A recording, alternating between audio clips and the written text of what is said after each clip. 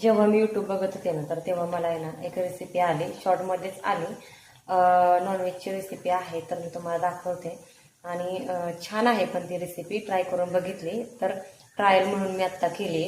1 minute तुम्हाला दाखवते काय आहे ती. आणि सहज म्हणून ट्राय केली आणि सक्सेसफुल झालेली अशी रेसिपी आहे आपली.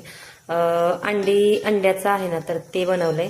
अंडी अख्खी फोडायची आणि ती अशी याच्यामध्ये सोडायची, कच्चीच फोडून टाकायची आणि मसाल्यामध्ये छान अशी हे करून घ्यायची रश्श्यामध्ये. तर रस्सा आपला मटणाला वगैरे आपण बनवताना तोच रस्सा असतो. तर ही भाजी खरंच खूप छान झाली आहे, बघू शकता, आणि मस्त अशी झाली. तर याचंच आज माझं दुपारचं जेवण आहे, मस्त असं. बघूनच आता तुमच्या तोंडाला पाणी सुटेल. तर चला, इकडे भात लावलाय आणि चपात्या आणि ही भाजी आजची.